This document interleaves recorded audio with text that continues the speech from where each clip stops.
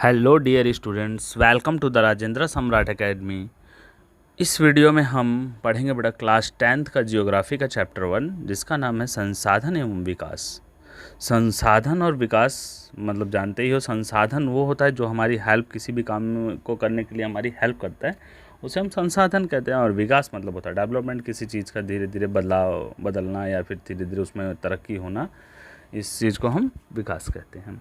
तो let's start the chapter. Starting में क्या आप उन वस्तुओं का नाम बता सकते हैं जो गांव और शहरों में हमारे जीवन को आराम पहुंचाते हैं। कह रहे हैं ऐसी वस्तुओं का नाम बताओ जो मतलब कि हमारे जीवन में, हमारे गांव में भी रहें चाहे शहर में भी रहें, सब में क्या है, आराम पहुंचा सकें। ऐसी वस्तुओं की एक सूची तैयार करें और इनको बनाने में प्रयोग होने वाले पदार्थों का नाम बताएं। कह रहे हैं वो किस मटेरियल से बनी हुई हैं, कैसे बनी, उनके बारे में उसका डिटेल नोट में बनाएं। हमारे पर्यावरण में उपलब्ध प्रत्येक वस्तु जो हमारी आवश्यकताओं को पूरा करने में प्रयुक्त की जा सकती है और जिसको बनाने में प्रौद्योगिकी उपलब्ध है, जो आर्थिक रूप से संभव और सांस्कृतिक रूप से मान्य है, एक संसाधन है।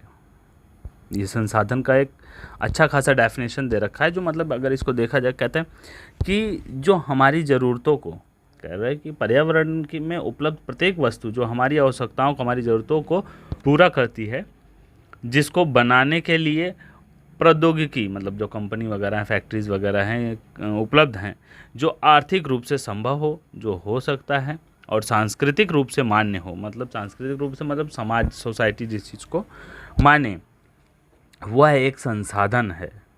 ठीक है, जिसको हम अंडरलाइन कर लेते हैं या हाईलाइट कर लेते हैं। ठीक है, इसको हम हाईलाइट ही कर लेते हैं सीधे। ओके, अब आगे हम देखते हैं हमारे पर्यावरण में उपलब्ध वस्तुओं। हमारे पर्यावरण में उपलब्ध वस्तुएं कौन कौन सी हैं। जैसे बहुत सी हमारे पर्यावरण में वस्तुएं हैं। अगर देखा जाए इधर तो भौतिक पर्यावरण है, प्रौद्योगिकी है, संस्थाएं हैं, मानव है। इन्हीं सबसे अलग कुछ प्राकृतिक निर्मित होती हैं, कुछ कंपनियों द्वारा बनाई जाती हैं और कुछ संस्थाएं द्वारा बनाई जाती है। तो ये सब क्या है, मानव के ही समक्ष है।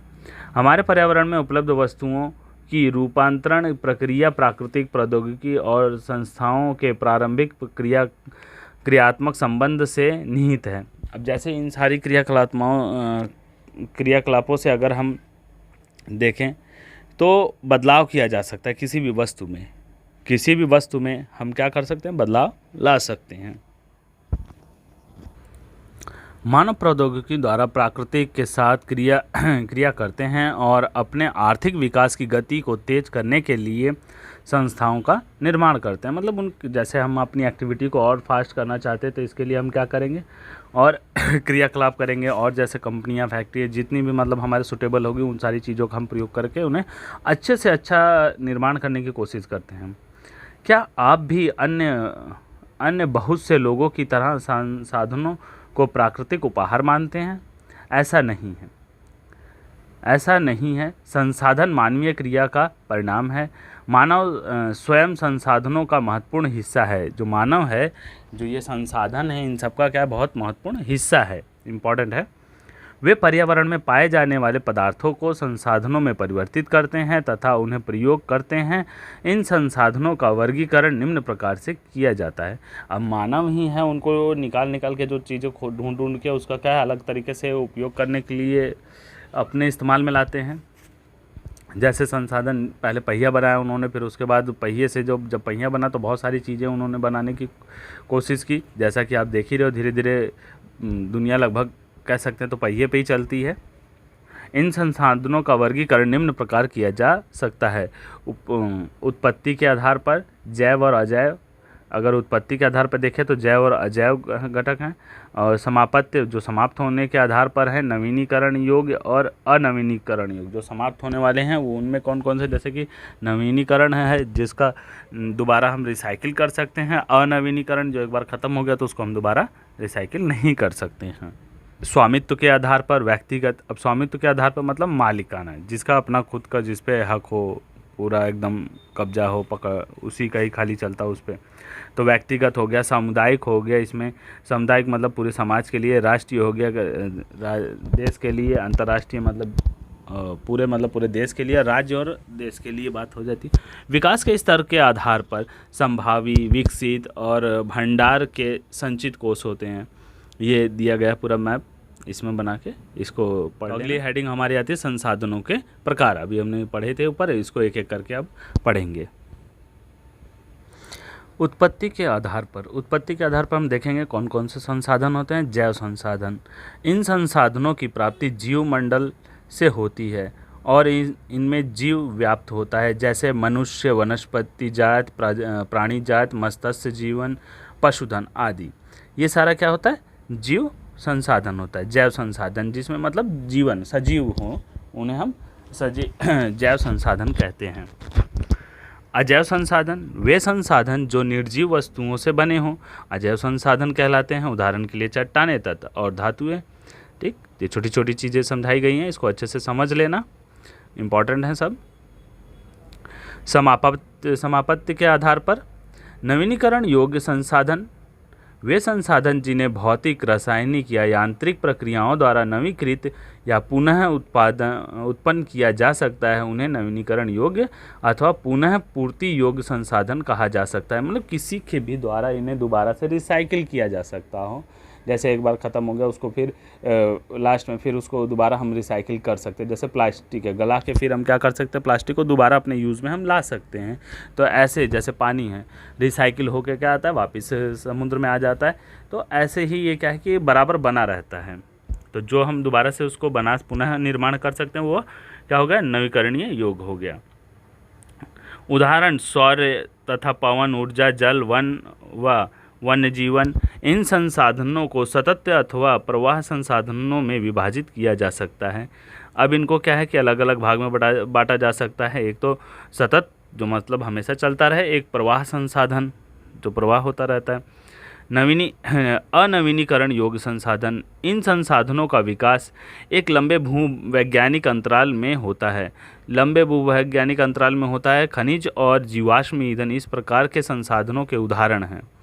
जो अनवीनीकरण मतलब जैसे कोयला वगैरह हो गया, अभी जैसे आपने अगर न्यूज़ वगैरह सुना होगा तो उसमें देखोगे कि कोयला क्या है कि ख़त्म होने के कगार पे अब बाहर से ज़्यादातर एक्सपोर्ट कर रहे हैं कोयला।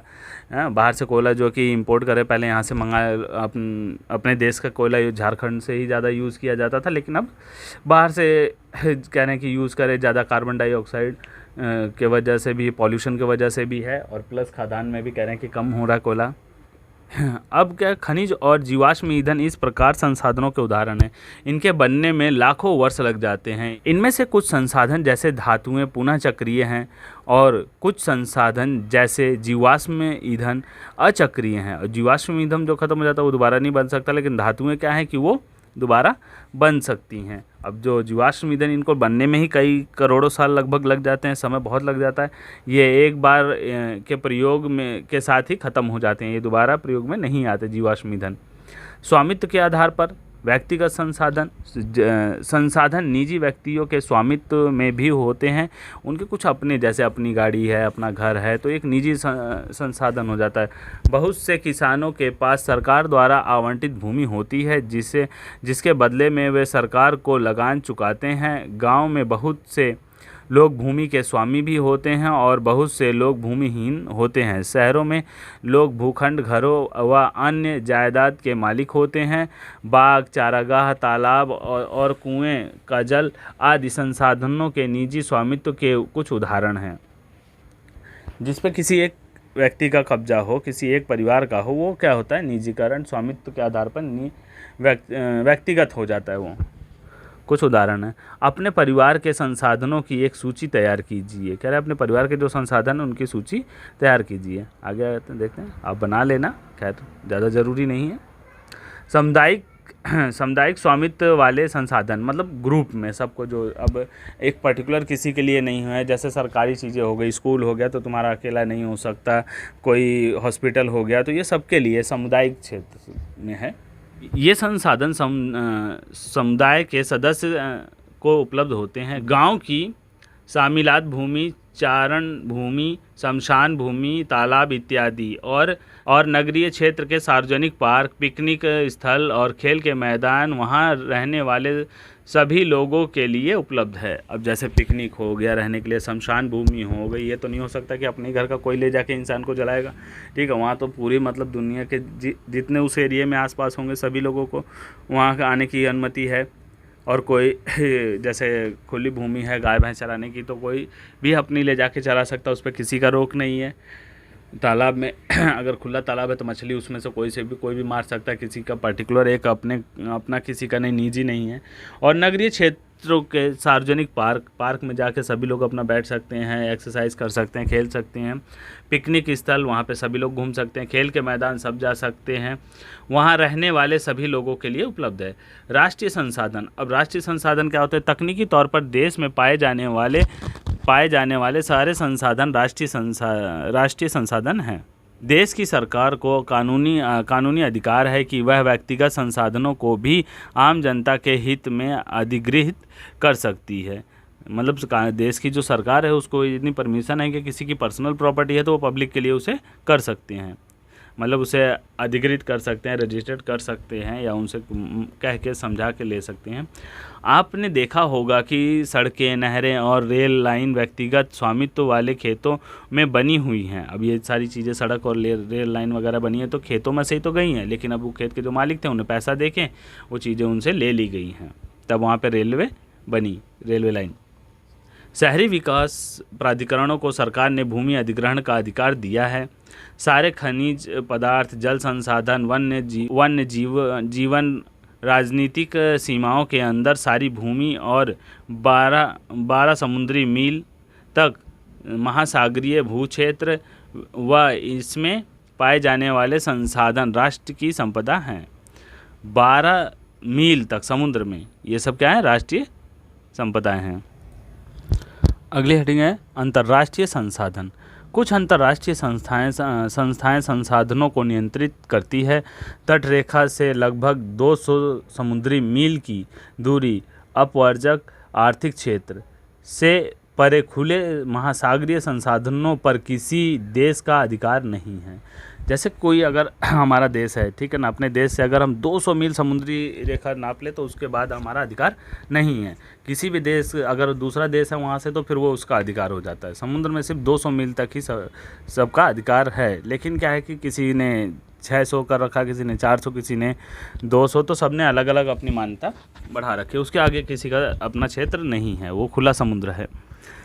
इन संसाधनों को अंतर्राष्ट्रीय संसाधनों की सहमति के बिना उपयोग नहीं किया जा सकता। अब इसमें सभी की सहमति होगी तभी उपयोग किया जा सकता है, ऐसे कोई नहीं कर सकता।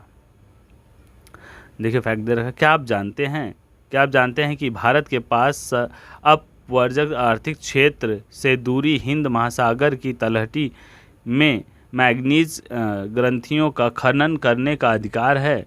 कुछ अन्य अंतर्राष्ट्रीय संसाधनों की पहचान करें। कह रहा कि और कैसे ऐसे मतलब और भी अंतर्राष्ट्रीय संसाधन कौन से, उनके बारे में पता करें। तो आगे चलते हम। विकास के स्तर के आधार पर संसाधन।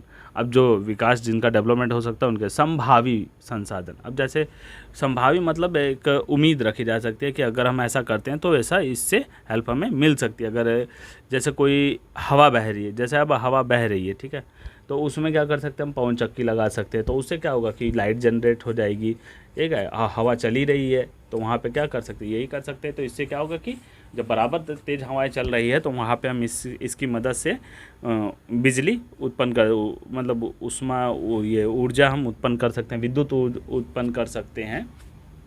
संभावी संसाधन, ठीक है, यह वह संसाधन है जो किसी प्रदेश में विद्यमान होते हैं परंतु इनका उपयोग नहीं किया गया है। उदाहरण के तौर पर भारत के पश्चिम भाग, विशेषकर राजस्थान और गुजरात में पवन और सौर ऊर्जा संसाधनों की अपार संभावना है, परंतु इनका जो है कि सही ढंग से विकास नहीं हुआ है। अब जैसे पवन चक्की है, अगर हवाएं तेज़ चलती है तो हमने पवन चक्की लगा दी, उससे अब लाइट विद्युत हम उत्पादित कर सकते हैं, उससे हमारी मदद मिलेगी। विकसित संसाधन, वे संसाधन जिनका सर्वेक्षण किया जा चुका है और उनके उपयोग की गुणवत्ता और मात्रा निर्धारित की जा चुकी है, विकसित संसाधन कहलाते हैं। जिनका मतलब सारा प्रैक्टिकल हो चुका, परख लिया गया है, वो क्या होते हैं? विकसित संसाधन कहलाते हैं। विकसित संसाधन कहलाते संसाधनों का विकास प्रौद्योगिकी और उनकी संभाव्यता के स्तर पर निर्भर करती है। अब उनकी मतलब प्रौद्योगिकी और संभाव्यता मतलब कब तक हो चलेगा उस पर निर्भर करता है। भंडार पर्यावरण में उपलब्ध वे पदार्थ जो मानव की आवश्यकताओं की पूर्ति कर सकते हैं, परंतु उपयुक्त प्रौद्योगिकी के अभाव में उसकी पहुंच से बाहर है। जैसे कुछ चीज़ की टेक्निकल रिसर्च नहीं हो पाती तो इंसान के वो कहते हैं ना, उनकी पहुंच से बहुत ज़्यादा बाहर हो जाती है। भंडार में शामिल है। उदाहरण के लिए जल दो गैसों हाइड्रोजन और ऑक्सीजन का यौगिक है। हाइड्रोजन ऊर्जा का प्रमुख स्रोत बन सकता है और परंतु इस उद्देश्य से उस प्रयोग करने के लिए हमारे पास उन्नत तकनीक नहीं है। जैसे कुछ ऐसे संसाधन हैं उनके लिए हमें हाई क्वालिटी की मशीनें वगैरह और मतलब एडवांस टेक्नोलॉजी नहीं है जिससे हम उनका उपयोग कर पाएँ।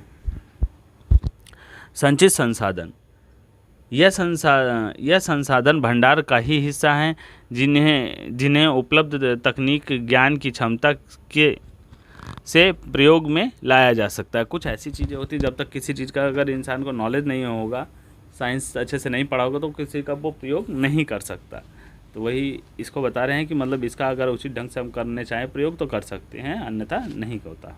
परंतु इनका उपयोग अभी आरंभ नहीं हुआ है। इनका उपयोग भविष्य में आवश्यकता पूर्ति के लिए किया जा सकता है। नदियों के जल को विद्युत पैदा करने में प्रयुक्त किया जा सकता है, परंतु वर्तमान समय में इसका उपयोग सीमित पैमाने पर ही हो रहा है। कह रहे नदियों के जल से अगर हम अब उनका बहाव तेज होता है जिससे हम क्या कर सकते हैं, लाइट बना सकते हैं, और अभी क्या है कि उनका उपयोग बहुत कम होता है, परंतु वर्तमान समय में इसका उपयोग सीमित पैमाने पर ही हो रहा है। इस प्रकार बांध में जल, वन आदि संचित कोष हैं जिनका उपयोग भविष्य में किया जा सकता है। अब इनका उपयोग क्या है कि भविष्य में ज़रूरत पड़ने पे हम कर सकते हैं। संसाधनों का विकास। संसाधन जिस प्रकार मनुष्य के जीवन यापन के लिए अति आवश्यक हैं, उसी प्रकार जीवन की गुणवत्ता बनाए रखने के लिए भी महत्वपूर्ण है।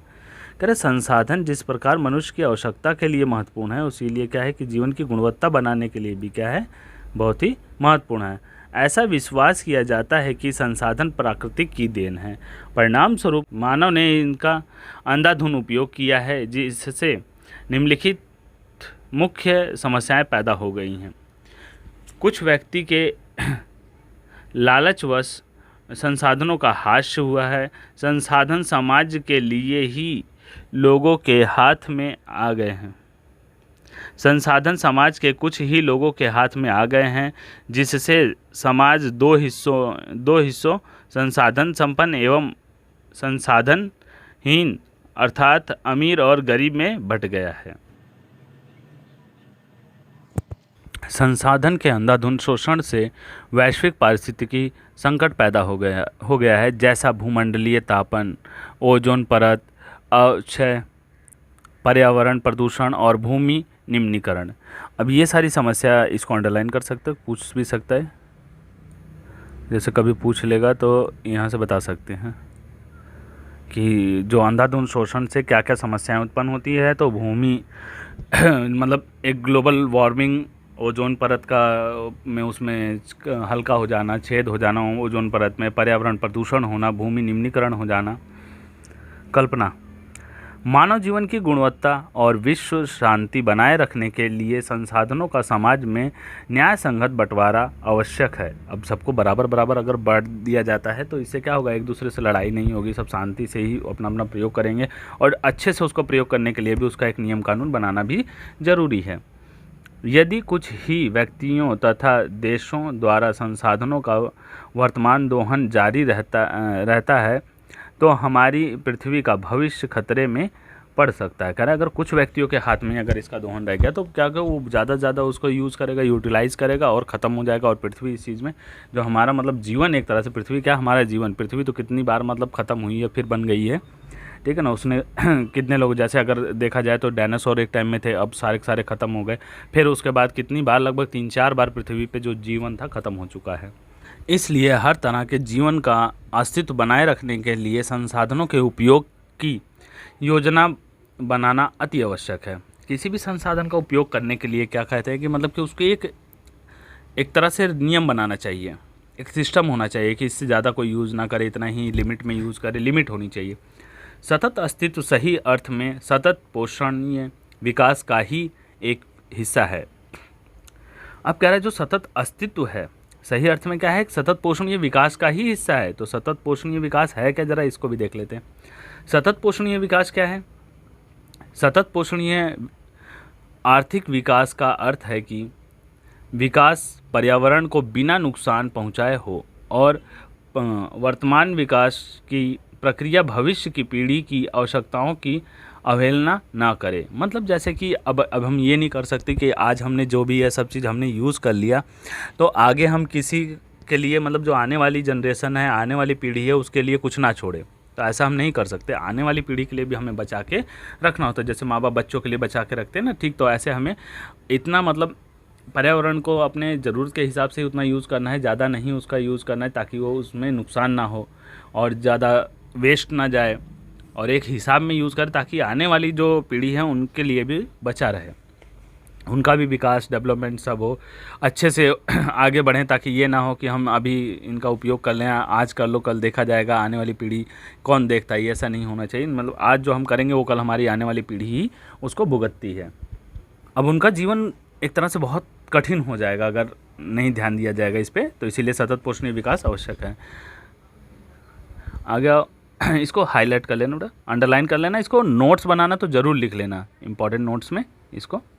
आगे आते हैं रियो डी जेनेरो पृथ्वी सम्मेलन। अब ये रियो डी जेनेरो पृथ्वी सम्मेलन ये जून 1992 में 100 से भी अधिक राष्ट्रीय ध्वज ब्राज़ील के शहर रियो डी जेनेरो में प्रथम अंतर्राष्ट्रीय पृथ्वी सम्मेलन में एकत्रित हुए थे। तो इसको भी अंडरलाइन कर ही लेना।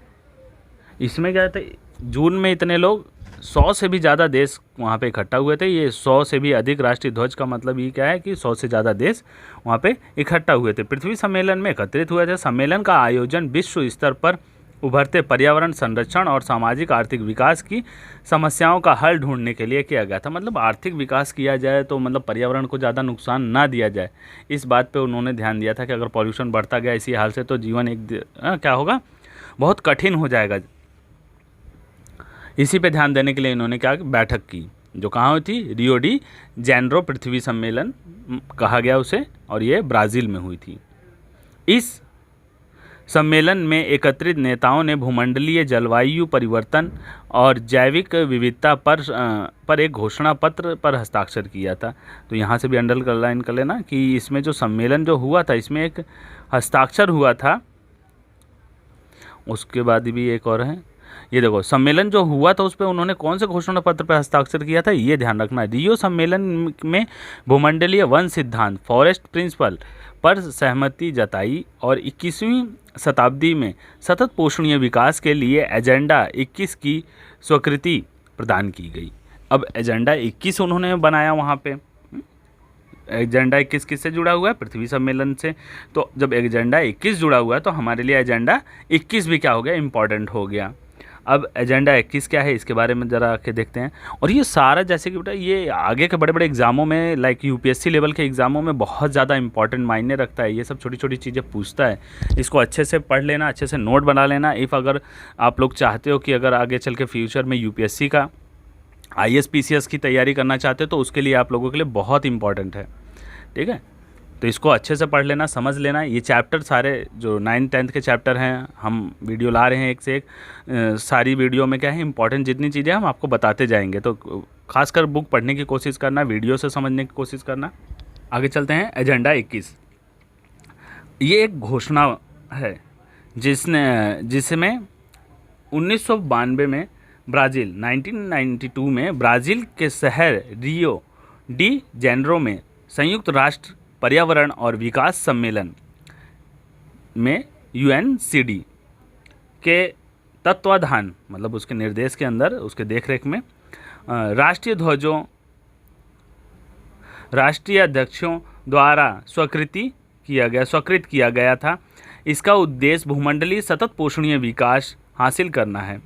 यह एक कार्यसूची है जिसका उद्देश्य समान हित, पारस्परिक आवश्यकताओं एवं सम्मिलित जिम्मेदारियों के अनुसार विश्व सहयोग के द्वारा पर्यावरण क्षति, गरीबी और रोगों से निपटना है। एजेंडा 21 का मुख्य उद्देश्य यह है कि प्रत्येक स्थानीय निकाय अपना स्थानीय एजेंडा 21 तैयार करें। अब जो एजेंडा 21 ये आपको बता दिया गया है कि इसी प्रकार से इनका एक है कि हर देश एक प्रकार से क्या करे, अपना एजेंडा 21 तैयार करके रखे। यहाँ पे कह रहा है कि हर देश अपना एक एजेंडा 21 बना ले, जिससे क्या है कि सभी लोगों को फायदा हो। आगे चलते हैं, संसाधन नियोजन। अगली हेडिंग हमारी है संसाधन नियोजन। उम्मीद करते हैं यहाँ तक आपको अच्छे से समझ में आ रहा होगा। ठीक है, जो भी अगर कोई दिक्कत आती है बेटा तो उसको कमेंट में आप बता सकते हैं, हम उस पर ज़रूर फोकस करेंगे और अच्छा करने की कोशिश करेंगे। आप कमेंट करके बता देना जो भी आपको लगेगा, हम और ज़्यादा अच्छा करने की कोशिश करेंगे। ओके, संसाधन नियोजन। संसाधनों के विवेकपूर्ण उपयोग के लिए नियोजन एक सर्वमान्य रणनीति है। इसलिए भारत जैसे देश में जहां संसाधनों की उपलब्धता में बहुत अधिक विविधता है, यहां और भी महत्वपूर्ण है। कह रहे हैं कि अब यहाँ पे क्या है, संसाधनों में विविधता है। अब भारत जैसा देश तो मतलब अगर उत्तर से दक्षिण तक देख लो, पूरब से पश्चिम तक देख लो, जगह जगह विभिन्नताएं हैं भारत में। उत्तर में पहाड़ है, वहाँ पहाड़ी क्षेत्र है, तो वहाँ अलग प्रकार की फसल, अलग प्रकार के प्राणी, मतलब जीव जंतु भी, वहाँ के लोगों का रहन सहन अलग है। फिर साउथ में देखा जाए तो वहाँ के लोगों का रहन सहन अलग है। वहाँ जैसे ज़्यादा फेमस नारियल वगैरह वहाँ से ज़्यादा आता है, वहाँ चावल वगैरह खाया जाता है। पूरब में चले जाओ, उधर का अलग क्षेत्र है रहने का। इधर उत्तर में गुजरात है तो इनका अलग रहन सहन है, सबका मतलब अलग अलग है। मध्य में देख लो तो इनका रहन सहन अलग है, पंजाब का अलग अलग। हर जगह मतलब विविधताएँ पाई जाती हैं, क्षेत्र विविधताएँ बहुत हैं भारत में।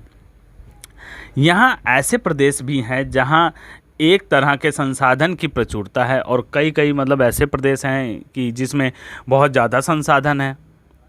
ठीक है, परंतु दूसरी तरह के संसाधन की कमी है। अब जैसे कि अगर एक सुविधा उस राज्य में है तो दूसरी सुविधा उनके पास नहीं है, प्रचुर मात्रा, परंतु दूसरी तरह की नहीं है। कुछ ऐसे प्रदेश भी हैं जहां संसाधनों की उपलब्धता के संदर्भ में आत्मनिर्भर है। कुछ ऐसे प्रदेश भी हैं जहां संसाधन क्या है कि वो संसाधन के मामले में आत्मनिर्भर हैं। और कुछ ऐसे भी प्रदेश हैं जहां महत्वपूर्ण संसाधनों की अत्यधिक कमी है। और कुछ ऐसे राज्य हैं जैसे कि उनके पास संसाधनों की कमी है। यहाँ देखा जाए उदाहरण, झारखंड, मध्य प्रदेश और छत्तीसगढ़ आदि प्रांतों में खनिज और कोयले के प्रचुर भंडार हैं। यहाँ पे अंडरलाइन कर सकते हैं इसको। यहाँ कोयले के भंडार देखो, ये कोयले वाले राज्य हैं जहाँ पे कोयले का भंडार इनके पास अच्छा है। अरुणाचल प्रदेश में जल संसाधन प्रचुर मात्रा में पाए जाते हैं, परंतु वहाँ मूल विकास की कमी है, वहाँ मतलब डेवलपमेंट नहीं है। राजस्थान में देख लो, राजस्थान में पवन और सौर ऊर्जा संसाधन की बहुतायता है, मतलब बहुलता है, लेकिन संसाधनों की कमी है। वहाँ पे संसाधन नहीं है ऐसे। हालांकि वहाँ पे हवाएं तेज तेज चलती हैं और धूप गर्मी भी वहाँ है, सूरज की रोशनी भी सही, तो वहाँ संसाधन की कमी है। लद्दाख का शीत मरुस्थल देश के अन्य भागों से अलग थलग पड़ता है। यह प्रदेश सांस्कृतिक विरासत का धनी है। लद्दाख क्या है, सांस्कृतिक विरासत का धनी है, लेकिन वहाँ ठंड बहुत है। परंतु यहाँ जल, आधारभूत अवसंरचना तथा कुछ महत्वपूर्ण खनिजों की कमी है। अब वहाँ जल है, आधारभूत अवसंरचनाओं की कमी है। इसलिए राष्ट्रीय, प्रांतीय, प्रादेशिक और स्थानीय स्तर पर संतुलित संसाधन नियोजन की आवश्यकता है। अब हमारे देश को क्या है कि एक हर तरह से संतुलित संसाधन की आवश्यकता है। आगे देखते हैं, भारत में संसाधन नियोजन। अब भारत में जो कि संसाधन नियोजन क्या है उसके बारे में देखते हैं। संसाधन नियोजन एक जटिल प्रक्रिया है। संसाधनों का नियोजन करना, उसको संभालना, उसको अच्छे प्रकार से यूज करना एक बहुत जटिल प्रक्रिया है, जिसमें निम्नलिखित सोपान है।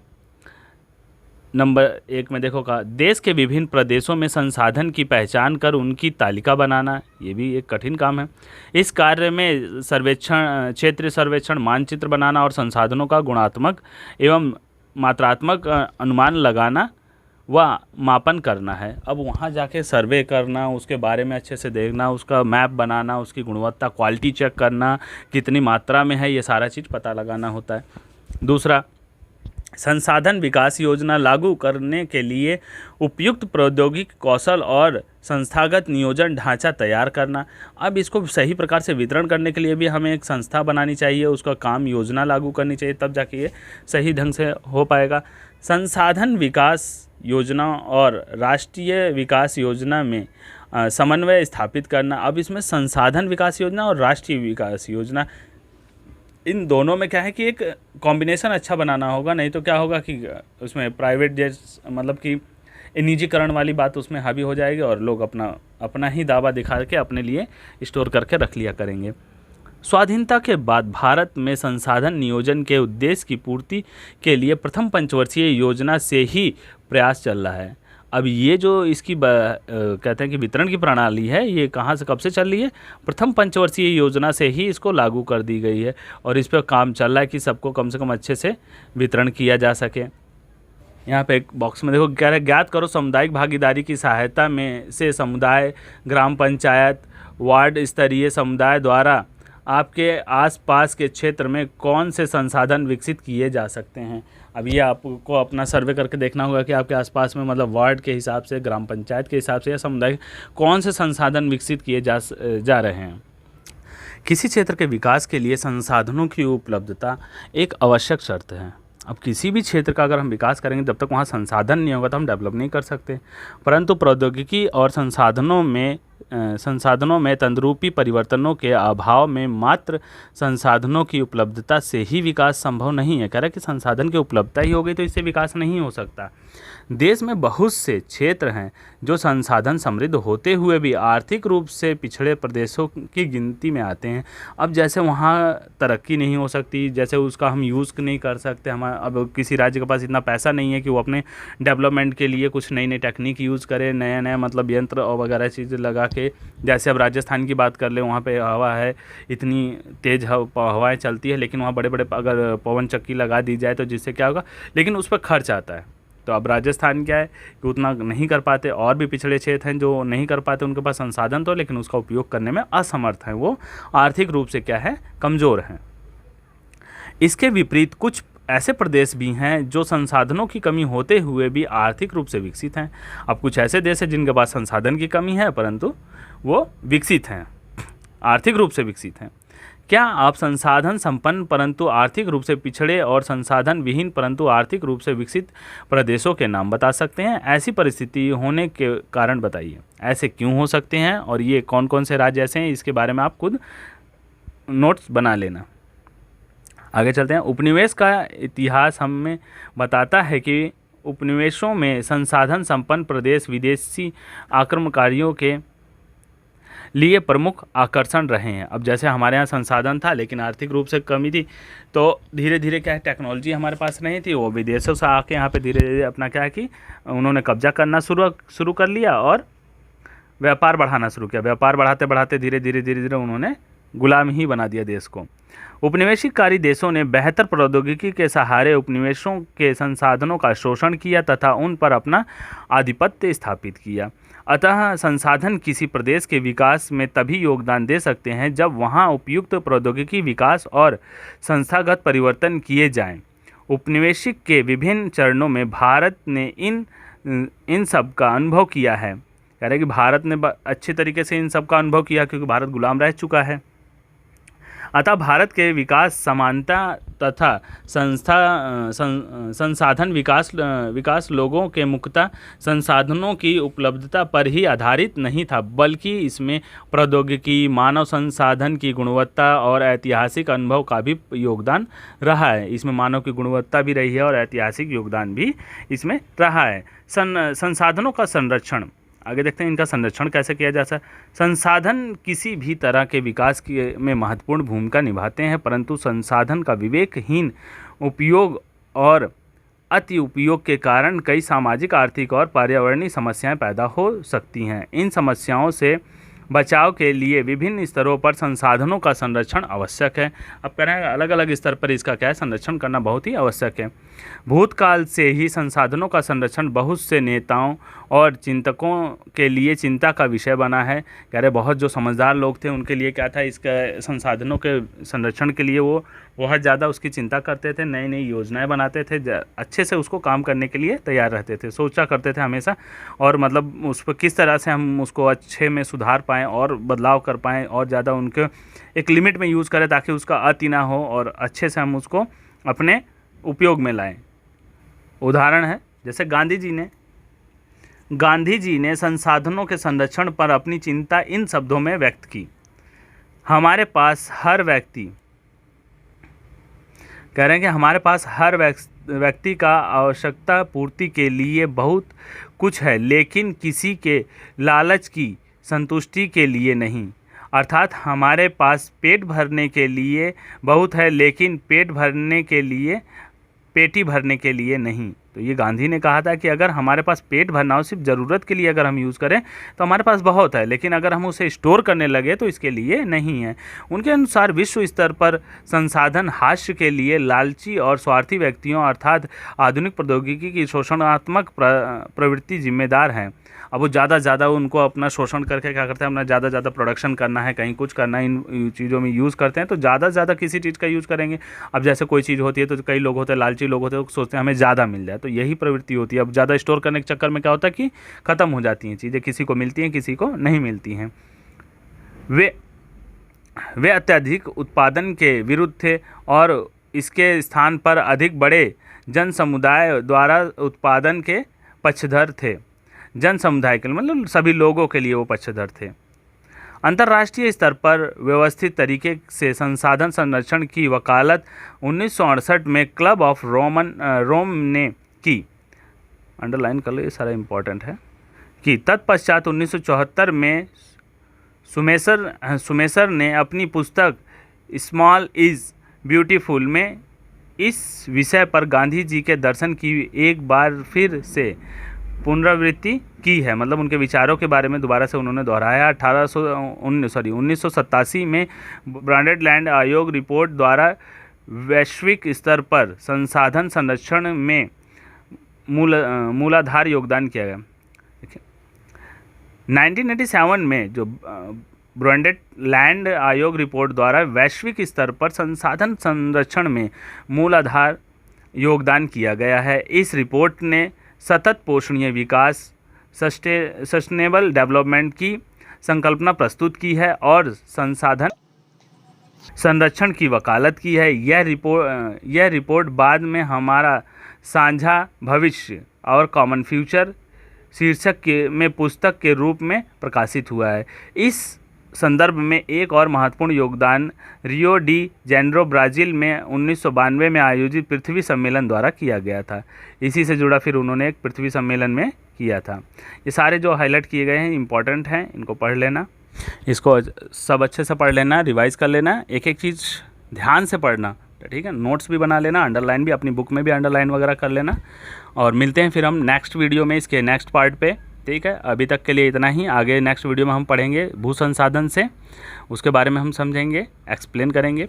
ज़्यादा पूरी कोशिश की जा रही है बेटा आपको चैप्टर अच्छे से समझाया जाए, लाइन टू लाइन समझाने की कोशिश की जा रही है, बिटवीन लाइन भी जाके आपको समझाने की कोशिश की जा रही है। एनसीईआरटी ऐसा सब्जेक्ट है, उसको पूरा उसके बीच में भी जो वर्ड मीनिंग होते हैं उसको समझने की कोशिश करनी होती है, ठीक है। एनसीईआरटी पढ़ना बहुत ज़्यादा ज़रूरी है, अपनी बुकें ज़रूर पढ़िए, जिससे आपको अच्छे से अच्छे नंबर मिलने में सहायता मिलेगी, ठीक है बेटा।